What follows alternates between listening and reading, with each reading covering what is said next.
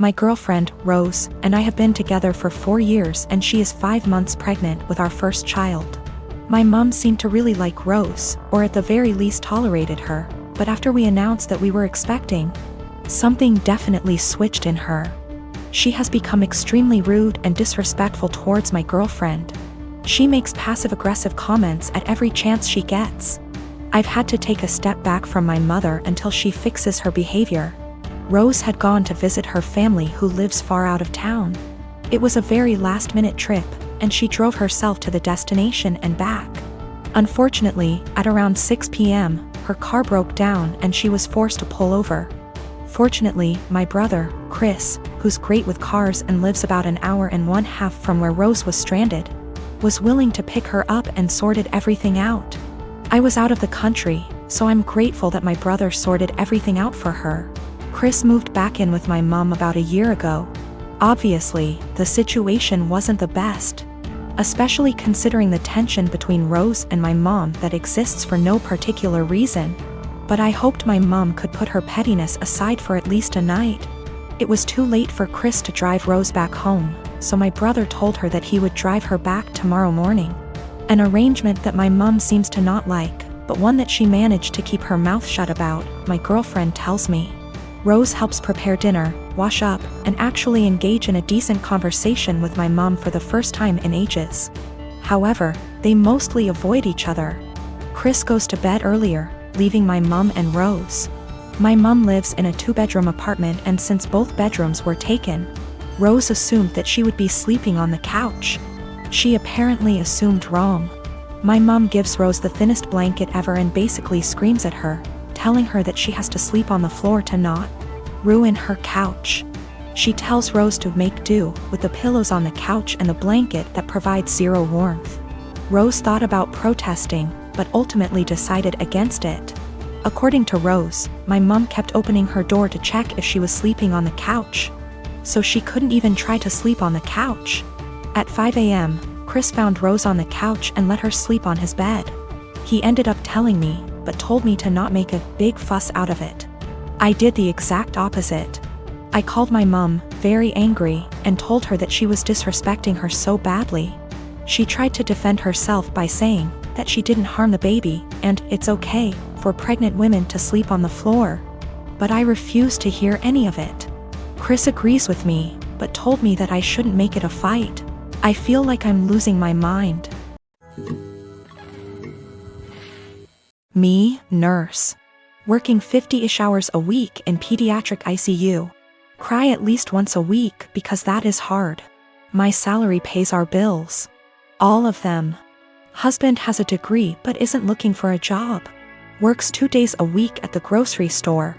Spends most of his time playing. Today was supposed to be a good day. I had been begging my husband to swap his Saturday shift to literally anything else so that we could have days off together. We haven't had a weekend together since our wedding, 18 months ago.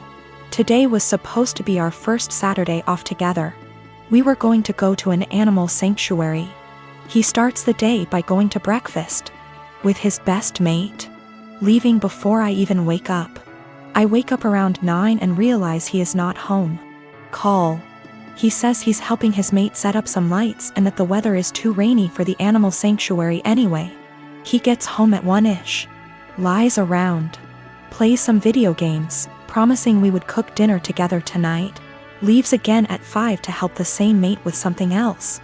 I go grocery shopping. I don't drive because of medical issues, but I walk there and back in the rain. I get home, realize I've left my keys inside. Call husband, knowing he's 5 minutes away. He says he will leave in a minute. I sit in the rain and the cold, southern hemisphere. 45 minutes later, I call again. He hasn't left yet.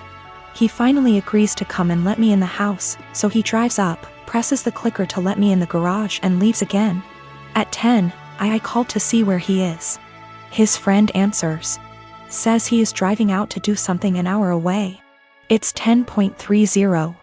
I am going to bed. I have sent him a TXT that I am upset and don't want to speak to him tonight and would rather he left me alone. As far as I am concerned, If he can't value me more than his best mate on the first day off he and I have shared in a year and a half, he can go sleep in his bed instead. By the way, his friend doesn't work, so they hang out all the time when I am at work. He is going to be upset. And he is gonna tell his mate, and his mate is going to tell him I'm being a. I am 26. We weren't always like this. I don't know what changed. I'm fairly confident he's not having an affair, and I fully intend on talking this through, but at a time that isn't 4 a.m. I am the oldest daughter of 4 children. I'm currently 25, second oldest is 23, third is 20, and youngest is 18. When I was 8 years old, my mom had an affair with a family friend. I, being the oldest, has remembered most of it, and my younger siblings only remember growing up with our parents co-parenting. This has put a strain on my mother's and I's relationship. She cheated on my father, who was battling cancer. She didn't even try to keep it a secret from the kids.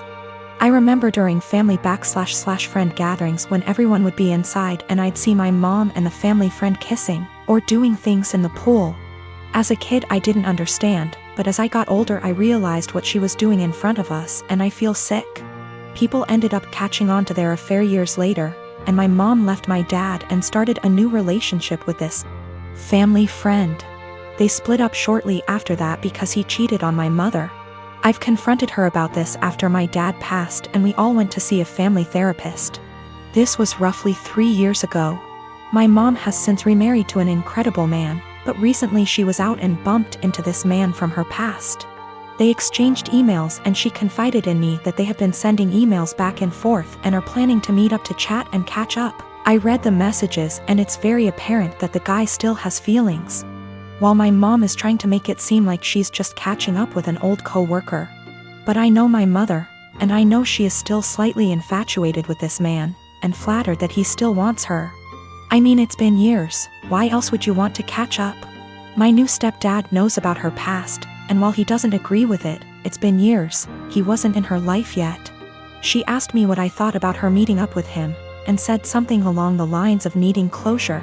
She asked for my honest opinion about the matter, and I told her, to be honest Mom, you dealing with this guy in the past ruined yours and Daddy's marriage, and you guys had 4 kids. Why you think it wouldn't ruin this one, but why don't you stop being a and stop thinking with your and delete this guy's damn email? She cried, said she couldn't believe I just called her a and left my house. We haven't spoken for a few days. Today, I got a call from my siblings saying I hurt my mom's feelings and whatever happened between her and Daddy's marriage was between them. I disagree. I had to witness my mom cheating on my father. I watched him die in bed while she was off to God knows where with this man. She asked for my opinion, and my opinion is that she's selfish and a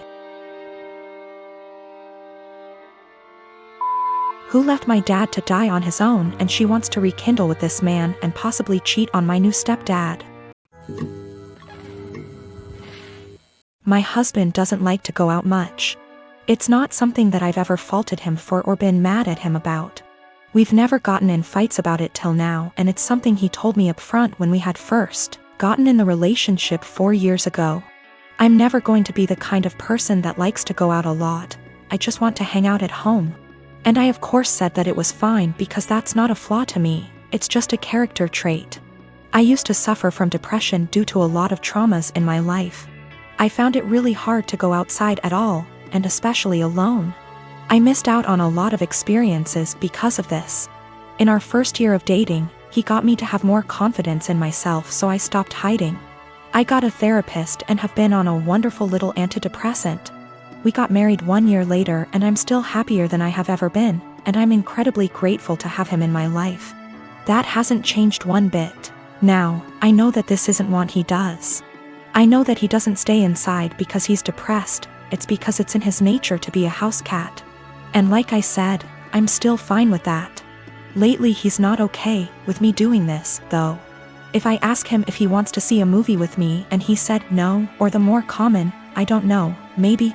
I'll usually ask him 2 more times, and then if he still says no, or maybe I'll go by myself. It's the same with going out to dinner, taking little classes, etc. We had fun with this at first. I would come home from doing the thing, and then I would excitedly tell him what I'd done and the people I'd met. He'd happily listen and hug me and kiss me on the forehead. It was a really beautiful thing. At one point we called it My Little Adventures, and I would take Polaroid pictures and show them to him and then hang them on the kitchen wall. It was a seriously beautiful point in our relationship, and the times that we would go out and take Polaroids together were some of the happiest times in my life. I even made it a point to have us go to things that he liked to do. It was great. It was seriously so great. About 2 years ago I asked him, "Hey, I've been really passionate about learning a language and eventually going to this language's place of origin.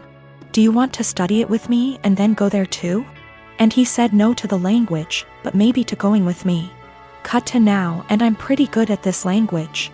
I decided about 4 months ago that I am going to this place. I asked he would still like to come with me, and he said no and got kind of upset that I had learned this language without him. "You're the one that's going to know anything. There's really no point in me going." I was kind of taken aback because during the process he was really supportive. I didn't really push it, but I apologized and went somewhere else to clear my head about things, and we were fine later on that day. I bought the tickets for me and my mother to go to the place about 4 weeks ago, and ever since then, things have been really tense. If I ask him to do minor things, like come to the grocery store with me, he gets a bit of an attitude. I can tell that he knows this is ridiculous though, because he'll say sorry almost immediately and be sad and quiet the rest of the time. I've tried to talk to him about what's bothering him, but he keeps either saying that it's nothing and he doesn't want to talk about it, or will tell me not to press it and then get mad and leave. I don't know what to do at this point. Our relationship has been so great, but I can feel things being strained. I can feel him kind of slipping away. I don't know what to do. I thought about buying him a ticket to the place anyway and surprising him, because I really would love it if he could go with me, and I know for a fact it's somewhere he's always been interested in. But I also don't want to force him, because I hate forcing people to do things. However, I also don't want to stop having these experiences for myself just because he doesn't want to. I've never faulted him for wanting to be at home, so why is he faulting me for wanting to be outside? I don't know how to talk to him or what to say. If I have to stop doing things, then I guess I will. But I also feel bad for having to stop, but it's not worth getting a divorce over or having things escalate that bad. I just don't know what to do or where to go from here. We had a bit of a long talk. I'm kind of a mix of exhausted, drained, and excited now. He said he feels like he's drowning in my success. I said I would learn a language, and I did it. I said I would lose 180 pounds, and I did it earlier in our relationship and got the skin surgery. I have a pretty stress-free job, and it's getting to him. He's been trying really hard to just be happy, but it's hard. He understands that it's wrong to feel this way, and between feeling guilty about it and feeling this way at all, it's just been taking its toll. He also has a skin condition that makes him feel cautious of going outside, especially in another country. I never thought this would be the problem, because he's always acted as though it's not a bother to him at all and he doesn't care.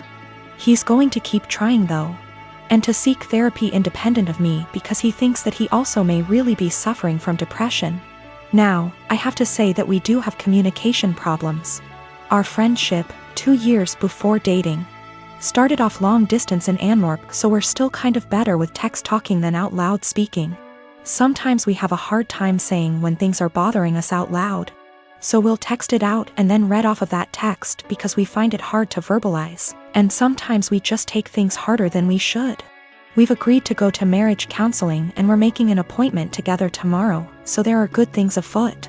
For more good news, he's agreed to go on vacation with me and my mother. I messed up in this, too. I like to think that hearing maybe or other apathetic answers instead of just yes or no didn't bother me, but it did. And sometimes, as some people pointed out, I would get kind of passive-aggressive about it. I'd ask him simply because it meant that I tried at times. I'm not proud of it, but it happened. I'm going to work on that more in myself as well.